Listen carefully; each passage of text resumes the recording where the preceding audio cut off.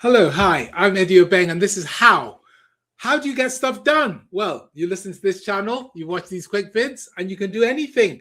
And especially in terms of deciding to do anything, that's why you need us today. The pet of the day today is ISWON. It's how you make decisions and make good decisions which work through time. So let's jump onto Cube, and I'm going to share with you ISWON, and we'll see what we can find. So the cubicle we're in, of course, has the sun shining as it always does on Cube all the time. Let's jump and have a look and see what we can find and what we can share. I want to start by just telling you about human beings because the story of human beings is quite interesting. One of the things which we have is we have the ability to imagine stuff. In other words, we can take in our minds an idea, then we can create an avatar of our bodies, and we can let that avatar of our bodies go and do whatever we're thinking, and then we can decide whether to do it. It's a crucial thing which not all animals can do. Human beings in particular are supposed to be very good at this. This is partly why we're called Homo sapiens, because we're supposed to be very good at being able to think and to be able to think into the future and get some value out of it before we have to do anything. Why is this important? Because when you actually approach life and its complexity, there are many things which you have to deal with, and they tend to be called decisions. Let's jump onto Cube, and I'll try and explain in a little bit more detail what I'm talking about. So here we are on Cube, and my pen is taking forever. There you go, that's much better. So I want to just have you imagine that this is you over here, and you've got some thoughts in your head about something you're going to do. You could try all the different things that you're going to do, or you could just make a version of you and say, I wonder if I went and did this, what would happen, and what would happen, and what would happen. Now, this is our way of thinking, and this is very much built into us as human beings. But there are two modes of thinking. One looks into the future and the other one's what is instant. Let me give you an example. Let's say you're driving and you come up to a junction. Let's say you come up to a junction. This is your steering wheel. This is the front of your car with your little hood ornament. This is your windscreen. Does it look like a car? I don't know. Here's the directions on the other side of the road. And you look down the road, and further down the road, what you see is rushing towards you as a sleek and sexy sports car. I'll try and do a sleek and sexy sports car. Okay, so that's your sleek and sexy sports car driving towards you. And let's say you're turning left, right. It doesn't really matter. Let's say you're turning left. Okay, so you decided you want to turn left. Sleek and sexy sports car zooming down towards you. What do? Well, you probably would wait for it to go past. Because when you go past, you know it's going to get there very quickly. You know it's dangerous if you jump out in front of it. And it makes much more sense just to wait because they're going at such a speed. You really don't care what they do. So that's one option. Second option might be, let's imagine you look and what you discover instead is a nice family car, obviously driven by somebody sensible, maybe an old lady, not going too fast. Okay, you go, well, it could be dangerous because I could make her nervous if I get too close. I'll just let this car go past as well. So you let that car go past as well. In other words, you're making the decision in the moment, in time. And then you have a look again and you see coming towards you very, very slowly and with real sort of ponderance is a, no, I don't want to delete the content on the current page. That'd be silly. There's always something weird in technology, eh? You see coming towards you, let me try and draw this. You see coming towards you a massive tractor. Okay, here's your tractor. Okay, and it's going really slowly. Okay, and it's coming towards you. Now, you could easily nip out to the left ahead of the tractor, or you could again wait for the tractor to go right past before you do anything. Which one do? You nip ahead of the tractor because now you're thinking not just about in the moment, but the fact you're going to be stuck behind the tractor for another 10, 20 miles. So you're now thinking through time, not just in time. And that's what ISWON is about. ISWON's about trying to get you to think about your issues through time. Why? Because in strategy, for example, you make decisions which are either hard to reverse or are impossible to reverse or take a lot of resource to reverse. So you want to make sure when you make that decision, it's the right decision going forward. You're not stuck behind the tractor for 20 miles. In change and projects, when you make a decision, it affects other people. So you want to be sure that the decision you made isn't going to trigger them to do things which will make your life more difficult or reduce the chances of success in the future.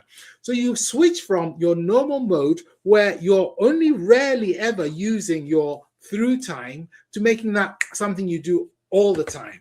So let me give you an example. I keep coming across organizations, and I was talking to somebody recently, and they were talking about their organization.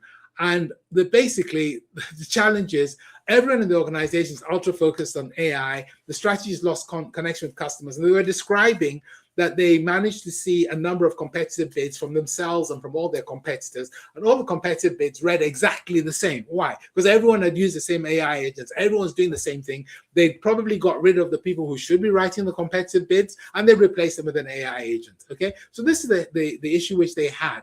The real issue was not so much that they focused on strategy AI, because that's more specific. That's not an issue. That's an actual situation. But the strategy losing connection with customers is a pattern which comes up over again. That's why we call that an issue. So the question is, what's the real issue?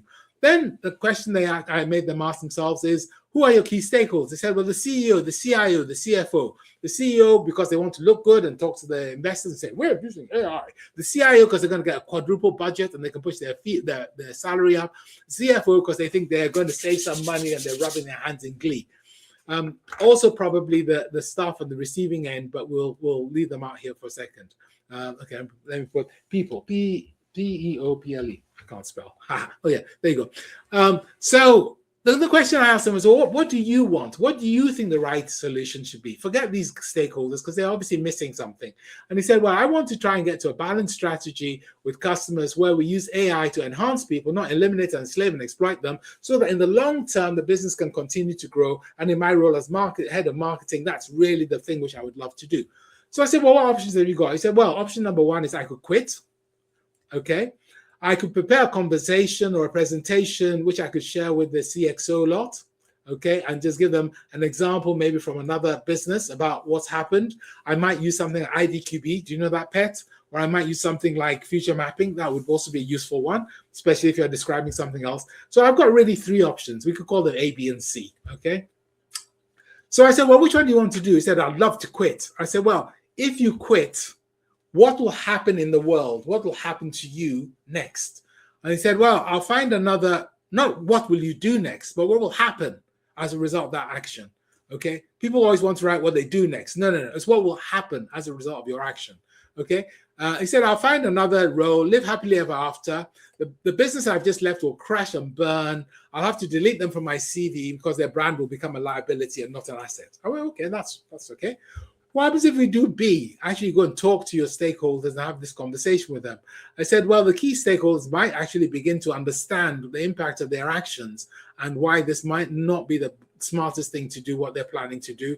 And they might actually be able to pivot to empowering their people and actually making sure that they use AI in a proper way. And what happens if you go along with this, or everything they're doing, and just they're paying me, it's not my problem, let them do what they want. He said, well, we'll buy AI licenses. We know that. That's what everyone else does. We won't use them properly. People will be frightened, so they definitely won't use them properly. They'll watch their colleagues being fired. Customer focus will become number two because, hey, keeping my job is number one, and it'll all be quite horrible and nasty and so on and so forth. So I said, well, on the basis of the future, not now, not how you feel, none of that stuff. How you feel is not relevant. It's the basis of the future. It's not the emotions. And this is a headache for a lot of us because a lot of us are good people and we're compassionate and we're emotional and we'd like to run with our feelings. But it's not about how you feel. It's about what will happen next. What will the world look like next?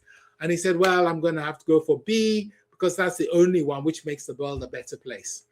That's ISWON. That's how you actually approach it. So if you've got a decision to make today, capture here. In the first way, what's the issue? Write down what you're thinking about. Then think about the pattern. The pattern is the issue. Every time we go to market, this happens. Every time I talk to my team, that happens, whatever. So you're looking for the every time because you're looking for the pattern which repeats. That's the issue.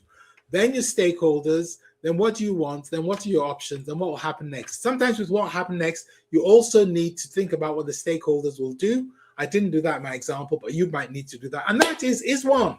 Go off and stop making decisions in the moment, which are small d decisions, and start making decisions which are big D decisions, which are decisions which move through time and move through to solutions and outcomes and joy through time in the future.